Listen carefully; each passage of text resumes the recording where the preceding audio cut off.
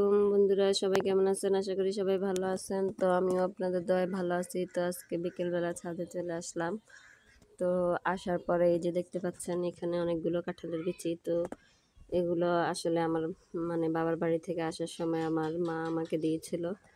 তো যদিও আমি দেখি নাই, তো আমার মা কিন্তু ব্যাগের ভিতরে ঢুকে দিছে।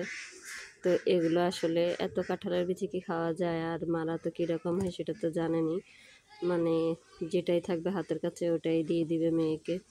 তো এখানে আমাকে অনেকগুলো কাঁঠালের বিচি দিছিল। তো যেহেতু এত কাঁঠালের বিচি খাওয়া সম্ভব না, যার কারণে এগুলো নষ্ট হয়ে গেছে। আর এখন যেহেতু কাঁঠালের সিজন, তো প্রচুর পরিমাণে কাঁঠাল কেনাও হয়, খাওয়াও হয়। তো এত কাঁঠালের বিচি কি আর খাওয়া একসাথে সম্ভব নাকি? তো এই যে দেখুন এগুলো নষ্ট হয়ে গেছে। আর এই যে এখন বিকেলবেলা ছাদে চলে আসলাম। আর ছাদে এখানে দেখেন আকাশটা অনেকটাই পরিষ্কার, যেহেতু দুপুরবেলা থেকে বৃষ্টি হয়েছিল। তো বৃষ্টি হয়ে যাওয়ার কারণে মেঘটা সরে গেছে। তো মেঘটা সরে যাওয়ার কারণে আকাশটা একদম পরিষ্কার হয়ে গেছে। তো আর আবহাওয়াটা এখন ভালো আছে, যেহেতু এরপরে রোদ হয়েছে, তো একটু গরমের ভাব আছে। তো এখন যেহেতু বাতাস হচ্ছে, তো ছাদে বসে বাতাস হাওয়া খাওয়াটার মজাই আলাদা। তো এই যে দেখেন গাছগুলোর দিকে তাকালেই বোঝা যায় কীরকম বাতাস হচ্ছে। তো ভালোই লাগতেছে ওয়েদারটা। তো আপনারা আসলে কীরকম এরকম ওয়েদারটা কে কে পছন্দ করেন অবশ্যই শেয়ার করে জানাবেন কার কার কাছে এই ওয়েদারটা ভালো লাগে। আর এখানে ওই যে দেখতে পাচ্ছেন আমার একটা গাছ ফলের ভারে একদম নুয়ে পড়ছে।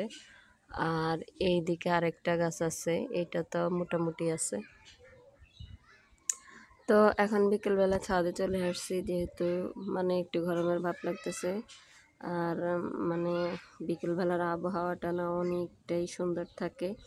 তো যাদের ছাদ আছে অবশ্যই তারা তো ছাদে আসবেনই এরকম সময়, তাহলে দেখবেন মন খারাপ থাকলেও মোটামুটি ভালো লাগবে।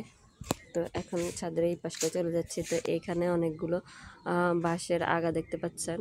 তো এগুলো দেওয়ার অনেক কারণ আছে। এখানে আমি কাকরোল গাছ বলে যেটাকে, কাকরোল গাছ নিচে রুখছিলাম। তো এটা এখন উপরের দিকে উঠতেছে। এই যে দেখতে পাচ্ছেন একটার আগা দেখা যাচ্ছে।